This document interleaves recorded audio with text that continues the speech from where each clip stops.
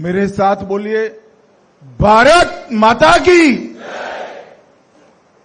मंच पर उपस्थित महाराष्ट्र प्रदेश भारतीय जनता पार्टी के अध्यक्ष महोदय, महाराष्ट्र के यशस्वी और लोकप्रिय मुख्यमंत्री श्रीमान देवेंद्र फडणवीस जी, मंच पर बैठे हुए महाराष्ट्र और मुंबई भारतीय जनता पार्टी के पूर्व अध्यक्ष, राज्य सरकार के वरिष्ठ मंत्रीगण, उपस्थित सभी प्रमुख कार्यकर्ता, आप सभी को मनपूर्वक मैं प्रणाम करना चाहता हूं।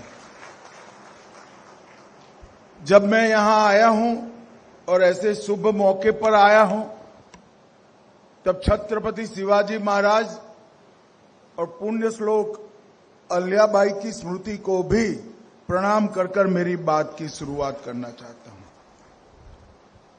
मित्रों, आज हम सभी भारतीय जनता पार्टी के कार्यकर्ताओं के लिए और विशेषकर महाराष्ट्र भारतीय जनता पार्टी के कार्यकर्ताओं के लिए बड़ा शुभ दिन है, क्योंकि आज महाराष्ट्र प्रदेश भाजपा अपने नए कार्यालय का भूमि पूजन कर इतिहास में एक नई शुरुआत करने जा रहा है। जब से हमारी पार्टी की स्थापना हुई, तब से 1950 से लेकर 2025 तक भारतीय जनता पार्टी के हर छोटे मोटे कार्यकर्ता से लेकर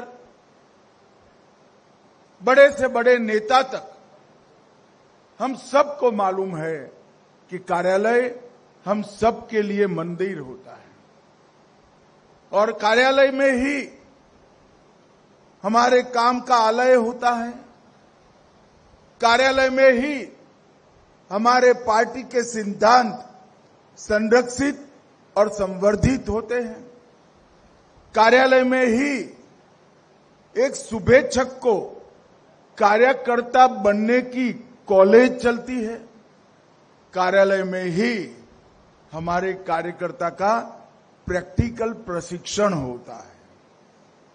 बाकी सारे पार्टियों के लिए कार्यालय एक ऑफिस हो सकता है, परंतु भारतीय जनता पार्टी के कार्यकर्ताओं के लिए कार्यालय मंदिर से जरा भी कम नहीं।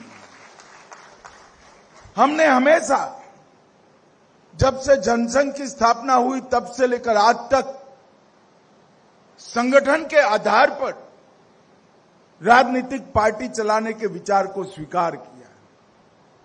हमने हमेशा सिद्धांत के आधार पर हमारी नीतियों को गढ़ा है, और हमने हमेशा भारत और भारत के लोगों के हित के लिए कड़े से कड़े संघर्ष भी किए। ये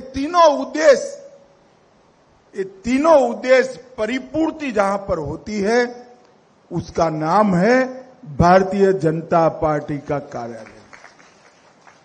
और मैं प्रदेश अध्यक्ष जी देवेंद्र जी, सभी पूर्व अध्यक्ष और महाराष्ट्र भर के सभी कार्यकर्ताओं को मनपूर्वक साधुवाद देना चाहता हूं, क्योंकि अब महाराष्ट्र में बीजेपी पार्टी, भाजपा, ये किसी बैसाखी के आधार पर नहीं चलती, अपने बूते पर खड़ी।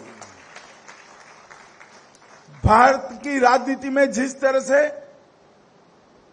भारतीय जनता पार्टी का अस्तित्व और भारतीय जनता पार्टी के सिद्धांत एक अमिट स्थान रखते हैं, उसी तरह से अब महाराष्ट्र में भी भारतीय जनता पार्टी महाराष्ट्र के राजनीतिक क्षेत्र के एक मजबूत हस्ताक्षर है, इसमें कोई ना नहीं बोल। और ऐसी पार्टी के प्रदेश कार्यालय का निर्माण लगभग मैं तो बिल्डिंग देखकर अध्यक्ष जी को अभिनंदन देना चाहता हूं।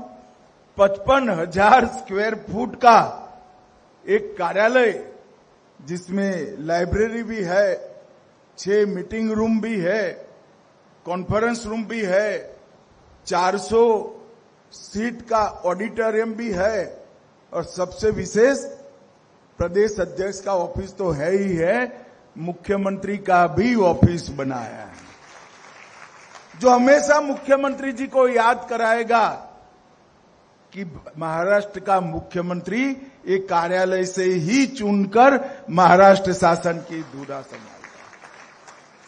Multi level basement parking, medical centre, reception, waiting lounge और मेरे जैसे कार्यकर्ताओं के रहने के लिए मैंने देवेंद्र जी को कहा है 3-4 कमरे भी जरूर बनाना भैया, जिससे हमारे कार्यकर्ता कार्यालय में रह पाए।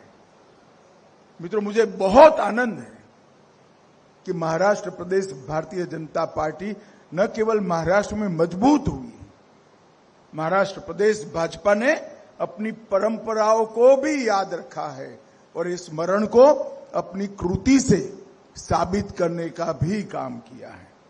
यही भूमि है जब जनसंघ के जनता पार्टी के विलय के बाद भारतीय जनता पार्टी बनी 1980 में, तब अटल जी ने कहा था अंधेरा छटेगा, कमल खिलेगा। और मित्रों, आज देखिए वो 1980 से 96 में ही हम हमारे प्रधानमंत्री अटल जी को प्रधानमंत्री बनते हुए देखे और 11 साल से लगातार 3 बार चुनकर नरेंद्र मोदी जी भारत के प्रधानमंत्री बने। एक प्रकार से करीब करीब 18 साल तक भारत का नेतृत्व भारतीय जनता पार्टी के कार्यकर्ताओं ने किया है। भारत का प्रधानमंत्री भारतीय जनता पार्टी का नेता बना है।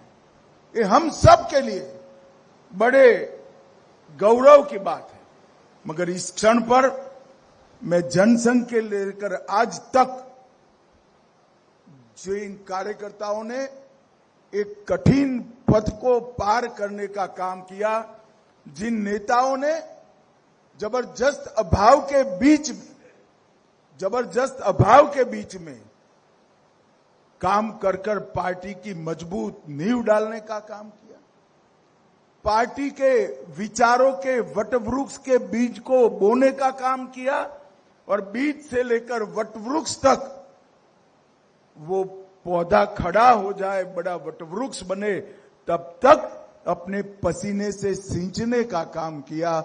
वो सभी कार्यकर्ता नेताओं को हम सब की ओर से मैं मनपूर्वक प्रणाम करना चाहता हूं। मित्रों, भारतीय जनता पार्टी मुझे भी पार्टी का अध्यक्ष बनने का मौका मिला है। आज मीडिया के लोग यहां बैठे हैं, मैं उनको बताना चाहता हूं कि भारत में एकमात्र राजनीतिक दल ऐसा है जिसका नाम भारतीय जनता पार्टी है, जहां बूथ का अध्यक्ष पार्टी का राष्ट्रीय अध्यक्ष बन सकता है और मैं उसका उदाहरण हूं।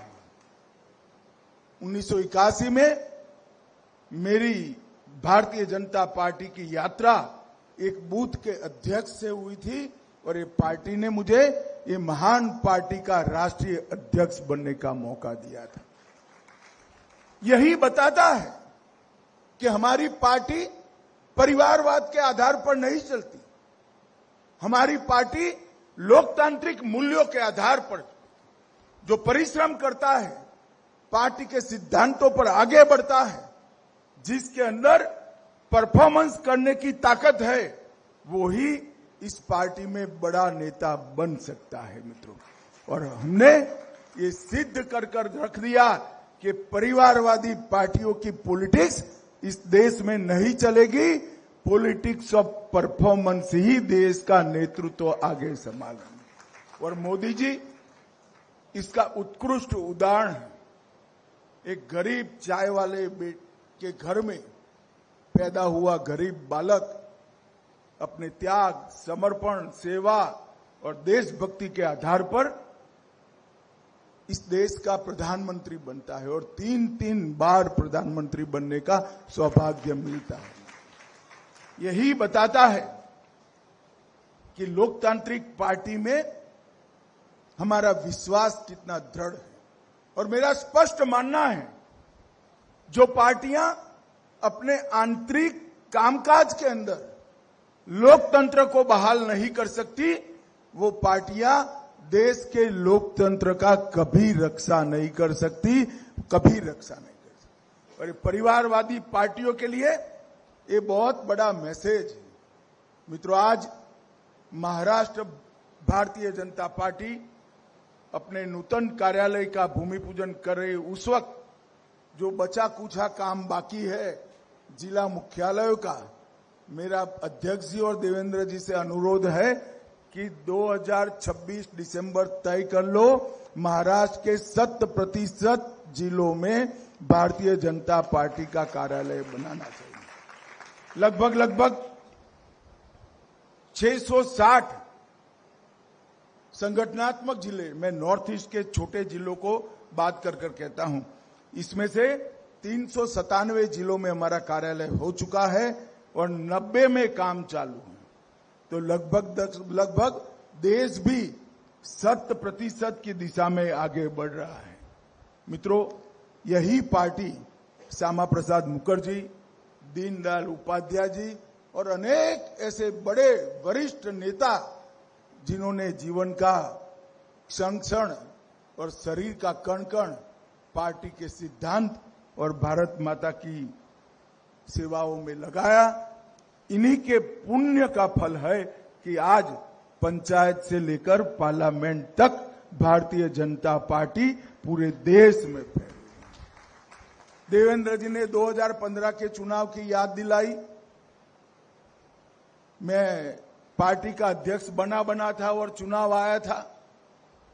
हमने सम्मानपूर्वक समझौते की बात करी, मगर हुआ नहीं, समझौता टूटा। हम बहुत लंबे समय के बाद स्वतंत्र रूप से लड़े और महाराष्ट्र को पहला भारतीय जनता पार्टी का मुख्यमंत्री मिला। और फिर लगातार 3 बार हम देवेंद्र जी के नेतृत्व में एनडीए महाराष्ट्र के अंदर विजयी हुआ है। और देवेंद्र जी आज फिर से एक बार मुख्यमंत्री बनकर हमारे सामने।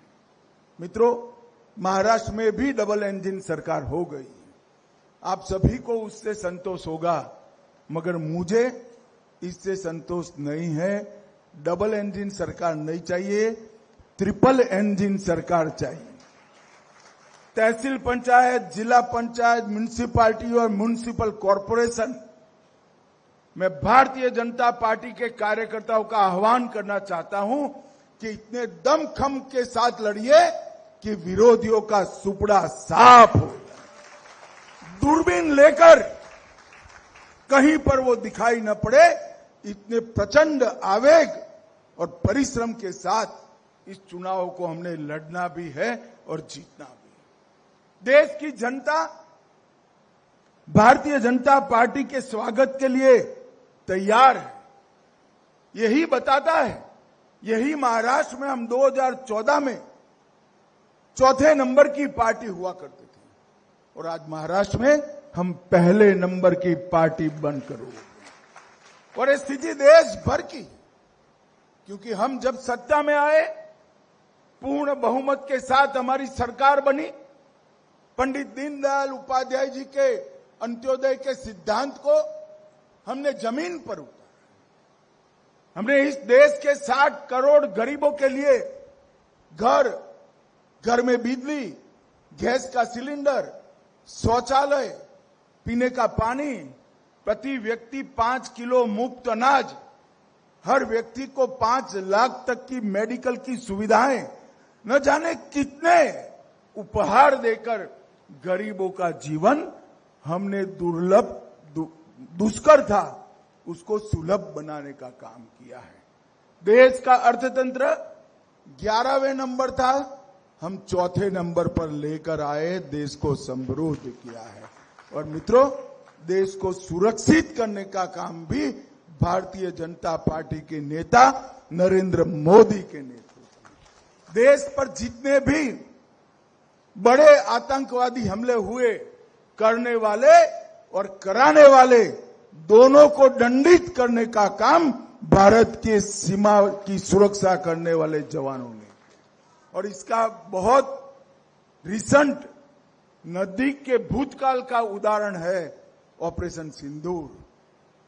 पहलगांव में हमारे निर्दोष यात्रियों को धर्म पूछकर मारा था। हमने धर्म पूछे बगैर जहां वो छिपे थे वहां जाकर पाकिस्तान के घर में घुसकर सफाया किया, और ऑपरेशन महादेव ने वो कांड करने वालों को भी उनकी गति की ओर आगे बढ़ाया। करने वाले भी गए, कराने वाले भी गए, और पूरी दुनिया में एक संदेश गया कि भारत की सीमा और सेना इसके साथ छेड़खानी नहीं करते, वरना नतीजे भुगतने पड़ते हैं। मित्रों, कई सारे नए विकास के आयाम मोदी जी ने गढ़े हैं। मैं तो आश्चर्यचकित हूं। आज ही हमारी दरियाई व्यापार की पूरे दुनिया भर के सभी सेक्टर की एक बहुत बड़ी समिट की शुरुआत हुई। सिर्फ हमारे पोर्ट और पोर्ट से संलग्न सारी इंडस्ट्री का जो विकास हुआ है वो देखते हैं तो भी आंखें चकाचौंध हो जाती है। परंतु इसके साथ साथ हम विचारधारा के आधार पर चलने वाले पार्टी, सांस्कृतिक राष्ट्रवाद के आधार पर हम देश को आगे बढ़ाने का प्रण लेकर चले हुए लोग हैं। हमारे कई वादे 1950 से थे। हम 1950 से मानते थे कि अयोध्या में जहां राम भगवान का जन्म हुआ था वहां भव्य राम मंदिर बनना चाहिए, और मित्रों वो काम भी नरेंद्र मोदी सरकार ने 2019 में पूरा किया। हम मानते थे कि धारा 370 देश की एकता और अखंडता के खिलाफ एक चैलेंज है। आतंकवादियों का वैचारिक पोषण करने के लिए ही धारा 370 हमेशा प्रेरित रहती है। वो धारा 370 को भी खत्म कर दिया। मित्रों, सीए भी लाए, ट्रिपल तलाक भी समाप्त हो गया, और कुछ राज्यों ने कॉमन सिविल कोड की शुरुआत भी कर रही है। हमारे सारे वैचारिक मुद्दे मोदी जी के नेतृत्व में इस 11 साल में हमें समाप्त करें। अब आगे हमारे सामने लक्ष्य है कि 2047 में एक आत्मनिर्भर और पूर्ण विकसित भारत की रचना करना। ऐसा भारत जो आजादी की जब शताब्दी मनाई जाए तब पूरे विश्व के अंदर हर क्षेत्र में भारत सर्वप्रथम हो, ऐसा भारत का निर्माण करने के लिए आगे बढ़ना है। हमारे पुरखों ने ये पार्टी यहां पर लाकर हमें सौंपी है। हमारी जिम्मेदारी है कि आने वाली पीढ़ियां भी सिद्धांत के आधार पर राजनीति करने वाली हो। इसकी निर्मिति करने की, वो पीढ़ियों की निर्मिति करने की जिम्मेदारी हमारी है। और मैं मानता हूं आज जिस कार्यालय का भूमि पूजन हुआ है वो महाराष्ट्र प्रदेश भारतीय जनता पार्टी का नया कार्यालय आने वाली पीढ़ियों तक, आने वाली कई पीढ़ियों तक, देश की आजादी की शताब्दी तक ऐसे ही देव दुर्लभ कार्यकर्ताओं का सृजन करती रहेगी। इसका मुझे विश्वास है। मंच पर बैठे हुए पूरा नेतृत्व और हमारे सामने बैठे हुए प्रतीकात्मक रूप से बैठे हुए लाखों कार्यकर्ताओं के प्रतिनिधि को मनपूर्वक मैं बधाई देता हूं, अभिनंदन देना चाहता हूं, और आप सभी को प्रणाम कर मेरी वाणी को विराम देता हूं। वंदे मातरम।